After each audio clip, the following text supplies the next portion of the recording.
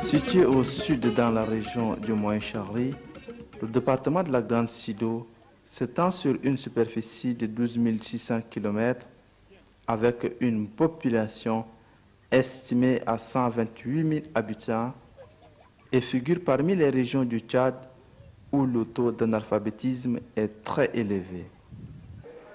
Selon nos recherches, le taux d'analphabète est à 97,25%.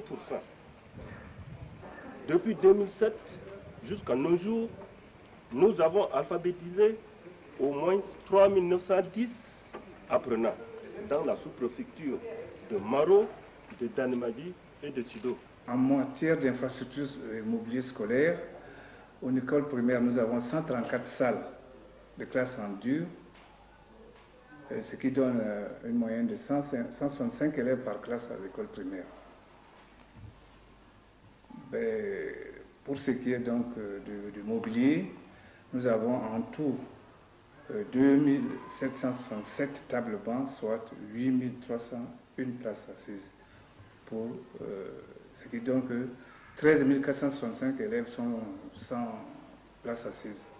Dans ce processus d'intégration communautaire, les enfants autochtones et réfugiés sont souvent confrontés à des situations qui limitent, voire anéantissent les possibilités d'apprentissage qui devraient leur être offertes. Cela est dû à plusieurs facteurs. Ça se voit à l'œil nu. Nous n'avons pas de bâtiment en dur. Nous avons des sécos. Et puis le bâtiment là-bas, c'est le bâtiment de l'école biblique que nous avons hérité. Entre-temps, on travaillait avec la GTZ. Ils nous avaient demandé de casser la cloison et nous avons dit que, bon, comme c'est un bâtiment qui nous a été légué, et si on cassait même la cloison, bon, ça ne va pas durer. Donc c'est resté comme ça. Nous n'avons pas de maison en dur.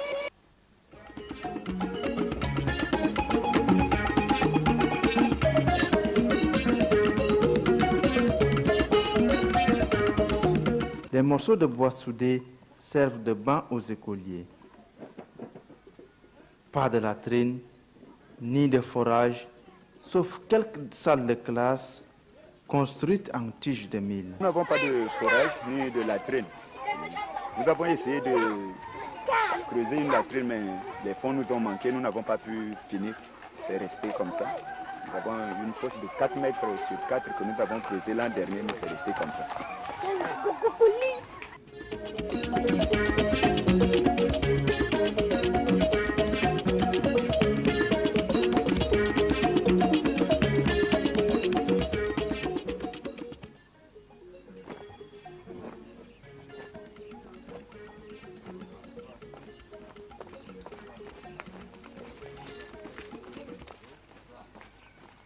Nous sommes à l'école officielle de Nadiri.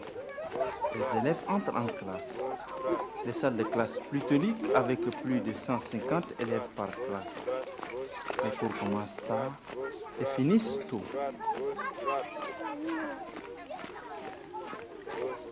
Silence.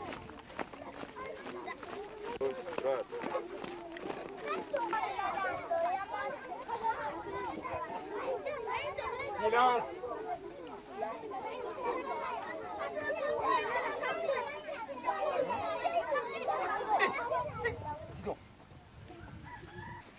La vie est facile à dire.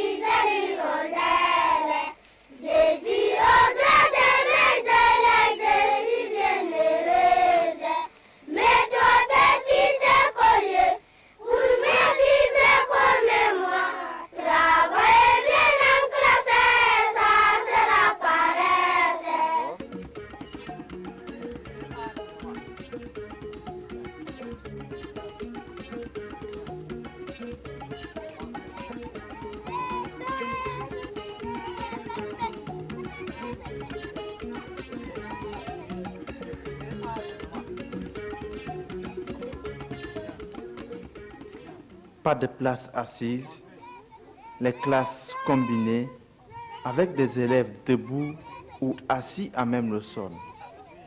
Nous avons un bâtiment de 3 salles de classe. Et ce bâtiment de 3 salles de classe ne suffit pas. À côté de ça, on a 5 hangars. Et par classe, l'effectif varie de 130 à 120, 111. Donc, par classe. Et ce qui fait qu'on a un peu de problème parce que les hangars ne suffisent pas. À chaque fois, les hangars tombent et pour reconstruire, ça pose problème. Il faut attendre 1 mois ou 2 mois et on commence le cours avec un retard dans certaines classes et on finit aussi tôt. Parce que quand la pluie arrive, on ne pourrait pas rester sous le hangar travailler. Ce qui fait qu'on rencontre un peu de difficultés au début comme à la fin de la rentrée. Donc nous souhaiterons avoir d'autres structures un peu fiables pour bien encadrer nos élèves.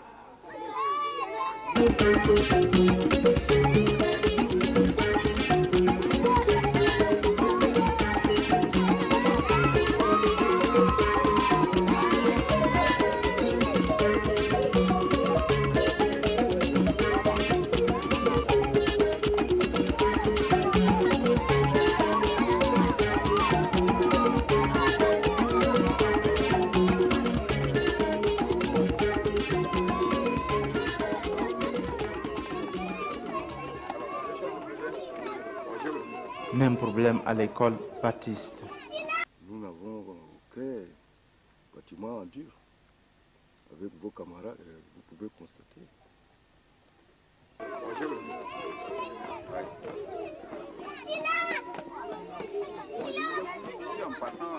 Le manque de points d'eau potable et de latrines dans la plupart des écoles fait que les élèves apportent leur eau dans les petits bidons en classe. En classe, une salle compte 85 élèves, des fois 70, des fois plus des élèves dans chaque classe. Et compte tenu des difficultés, nous devons séparer des classes, mais nous n'avons pas de moyens pour pouvoir séparer les classes. C'est faux ou c'est bien? C'est bien. Si c'est venir au tableau pour me montrer tête, tomate, la tomate, la est où? Tomate. Les places assises là, il n'y en a pas. Sauf vu l'effectif que j'ai donné, pour avoir des places, c'est un peu difficile. Certains élèves apportent leur banc de la maison pour s'asseoir. Donc les places assises là sont rares, même dans les bâtiments. Vous voyez, les salles sont conçues pour 60 places. On a 100 quelques. Ça ne suffit pas. Donc on est obligé de faire venir les tables bancs les bancs de la maison pour faire asseoir les élèves. Et l'irrégularité de salaire du personnel enseignant entraînant la suspension des cours avant la fin d'année scolaire officielle.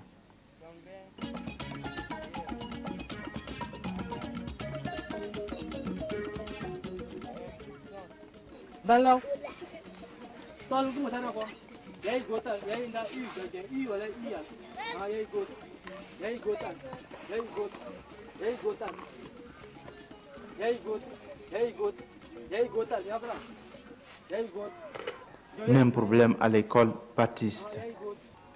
Bon, nos problèmes sont énormes puisque à l'œil nu, vous voyez que nous avons presque des hangars qui constituent des salles de classe.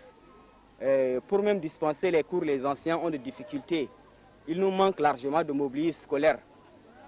Il nous manque aussi une insuffisance de fournitures scolaires et nos bâtiments ne sont pas en dur.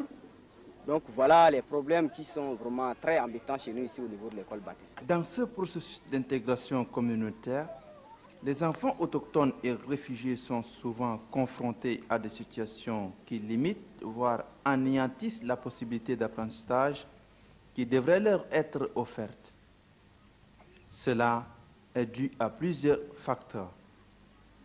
L'insuffisance du matériel didactique et des bibliothèques, le manque de points d'eau potable et de latrines dans la plupart des écoles, le manque de moyens pour une réforme profonde des programmes et méthodes d'enseignement devenus obsolètes, la faiblesse du pouvoir d'achat par des parents qui ne peuvent plus soutenir la scolarité de leurs enfants, la mauvaise gestion des ressources de l'école. L'APE a été créé pour soutenir l'école et pour diriger aussi les enseignants. Les sources de revenus, c'est-à-dire que parfois on fait des champs scolaires et on fait aussi des cotisations des parents pour mieux soutenir l'école.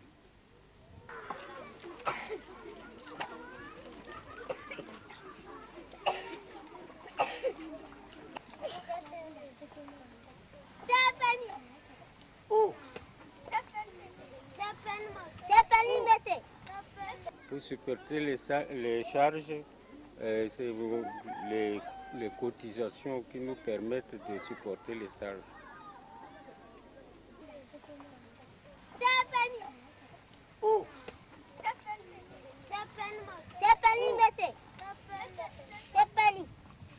Écrivez, oh, montrez. Montrez. Ah, oui, très bien. À cela se greffe l'insuffisance du personnel enseignant qualifié, contraignant au recrutement d'enseignants suppléants sans formation pédagogique appelés maîtres communautaires.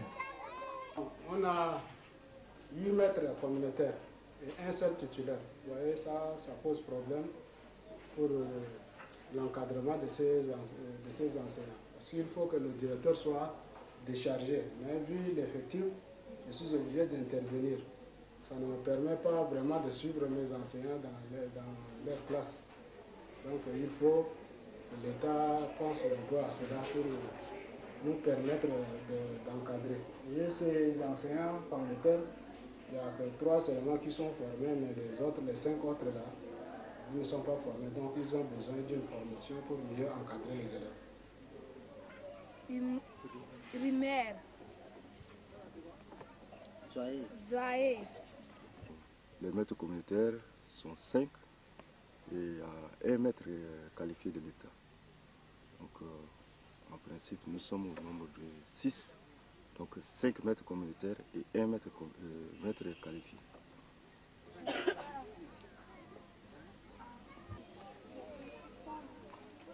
L'éducation des filles est une priorité de l'État. Mais dans certaines écoles, dans la Grande Sido, les filles éprouvent d'énormes difficultés dans le domaine des études. En tant que formatrice et proche des femmes, je vais les aider en les formant et en les amenant à comprendre que la scolarisation des filles est très importante et il faudrait que les femmes s'y mettent. Et je vais leur amener aussi à savoir que éduquer une femme, c'est éduquer toute une nation. Et le pays a vraiment besoin de ces filles pour la construction d'un avenir.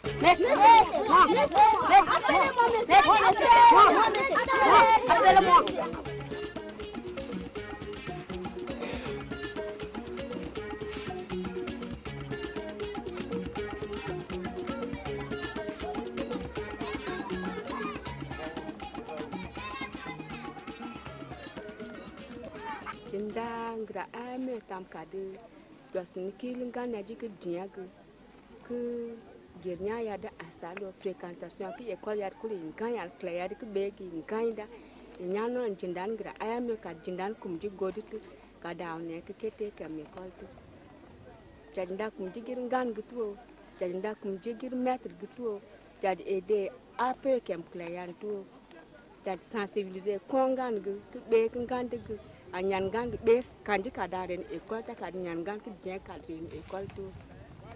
Claya dida inkai maro. Je vais les former concernant les associations des mères d'élèves et ensuite les formations sur les AGR, activités génératrices de revenus, pour les permettre d'appuyer l'école, d'organiser par exemple les tutorats, les cours d'été, les coutures et de suivre ces filles-là pour que d'un moment à l'autre, on sente un changement. Les efforts fournis par le HCR et l'UNICEF dans le département sont concentrés au camp des réfugiés et sont pratiquement embryonnaires par rapport aux besoins réels des écoles des communautés autochtones. C'est ainsi que le gouvernement tchadien a demandé à la Commission européenne d'intervenir dans la région avec le programme Linking Relief to Rehabilitation in Development, LRRD. Le projet dont nous avons la charge de mettre en œuvre et qui s'intitule Projet de renforcement de l'accès de la qualité de l'éducation dans la Grande Sido dans un processus d'intégration entre populations autochtones et populations réfugiées est un projet qui est mis en œuvre dans le cadre de ce qu'on appelle le programme LRD. Et le programme LRD, c'est un programme qui met l'accent sur l'intégration des réfugiés, qui met l'accent également sur l'aspect réhabilitation des structures, des infrastructures, et qui met aussi l'accent sur l'aspect développement.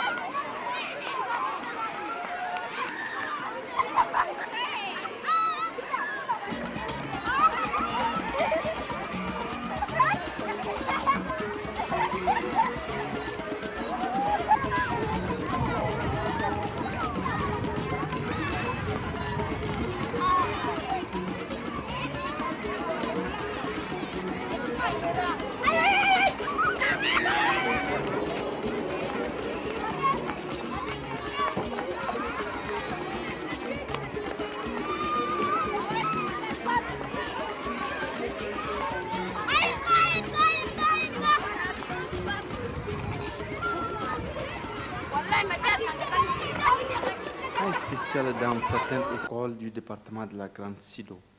Nous sommes à l'école centre B de Maro. Tous les bâtiments sont en dur, avec des latrines et des forages. Mais la prise en charge des enseignants suppléants reste insatisfaite.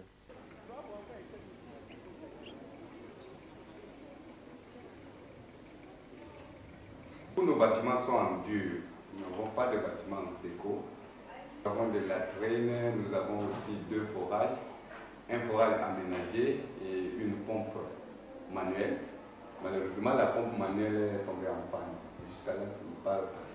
Nous avons au total 5 mètres communautaires et 3 mètres formels.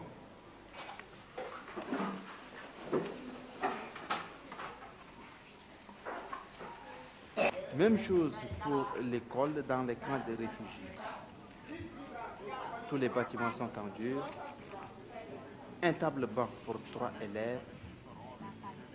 Mais la prise en charge des maîtres communautaires et l'insalubrité de la latrines restent à désirer. Nous avons 36 salles de classe. On n'a pas eu un bureau administratif. Nous avons utilisé une salle de classe comme bureau administratif. Et pour cette fois-ci, on est en train de fonctionner avec 35 salles de classe.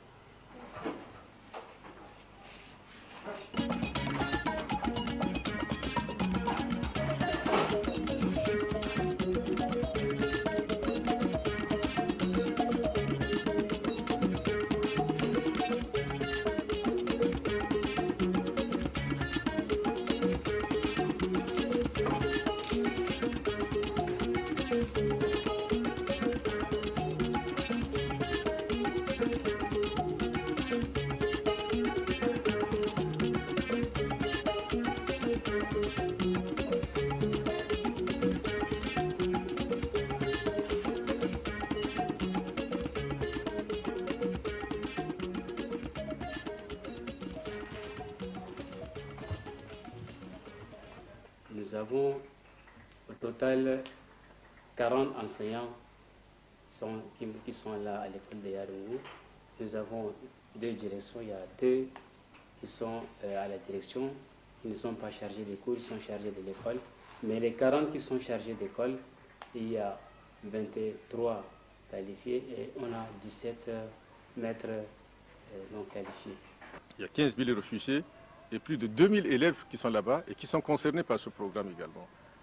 Donc, à ce niveau, nous allons, au niveau de cette association des parents d'élèves de l'école de Yarungu, essayer de les accompagner dans la réforme même du fonctionnement de leur établissement. Cet établissement était au début soutenu fortement par les partenaires, HCR et autres. Maintenant, les parents réfugiés doivent de plus en plus prendre en charge l'école, donc il faut réfléchir avec eux pour voir comment orienter l'école, comment prendre en charge l'école pour qu'ils soient vraiment les premiers responsables de cette école et non les autres partenaires. Il y a toute la question des maîtres qui enseignent dans cette école-là aussi. Nous allons, dans une première année, appuyer également la prise en charge de ces maîtres, juste la première année. À partir de la 2e, 3e année, les associations des parents d'élèves, les associations des mères d'élèves vont essayer elles-mêmes, avec les activités génératrices de revenus développés, de prendre en charge les maîtres communautaires au niveau de l'école de Yarungu, comme les autres associations des parents d'élèves le font dans les 25 autres établissements que nous appuyons. L'école n'a pas autre source que les cotisations que versent les parents. C'est les cotisations de l'écolage nationalement. Il n'y a pas une autre source que l'école reçoit.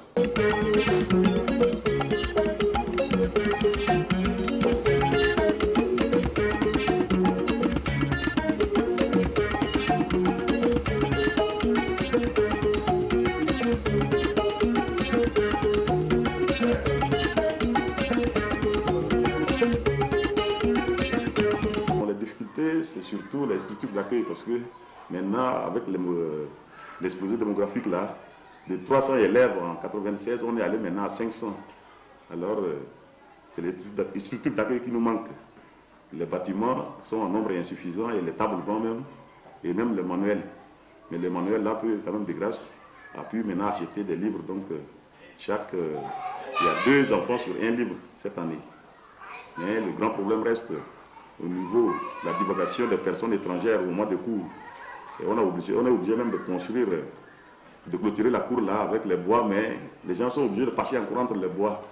C'est comme ça que vous avez vu quelque part, on a initié quand même un petit projet de faire le mur, mais les moyens manquent encore, donc progressivement, on va essayer de clôturer carrément l'école là en mur pour empêcher les animaux et les personnes étrangères de traverser la cour de l'école aux heures de cours.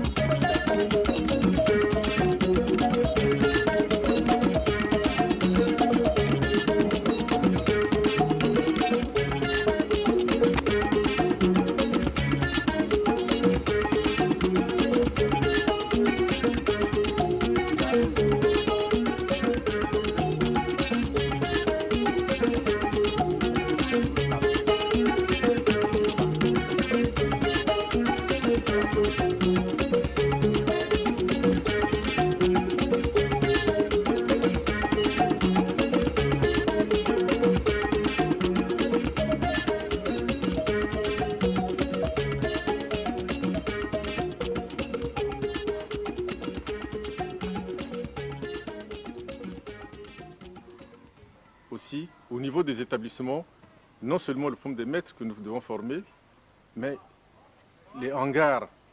Parce que si vous allez bien dans les établissements, vous allez vous rendre compte, plus de la moitié, les 70% des établissements que nous appuyons, les classes, les cours se font sous des hangars en paille. Donc il faut aider aussi les associations des parents d'élèves à réhabiliter, à améliorer ces hangars. Il faut les aider. Il faut également les latrines, les points d'eau sont inexistants dans plus de 70% de ces établissements. Il faudrait aussi, dans le cadre de ce projet, voir comment aider également les parents d'élèves à installer des latrines, à installer les points d'eau pour que le cadre de vie scolaire soit agréable et sain pour les élèves. Et en dehors de tout ce que nous allons faire pour les élèves, pour les enseignants, il y a pour les adultes eux-mêmes, qu'il s'agisse de réfugiés ou de populations autochtones, toute la question de l'analphabétisme. Dans la région, le taux d'alphabétisme est des plus élevés du Tchad.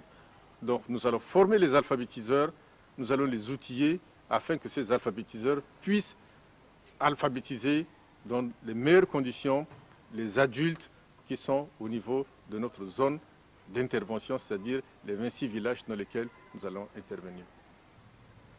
Comme partenaire d'exécution de Accra dans le projet LRD Éducation, le partenariat d'appui pour le développement des innovations en éducation, santé et environnement a pour rôle de promouvoir principalement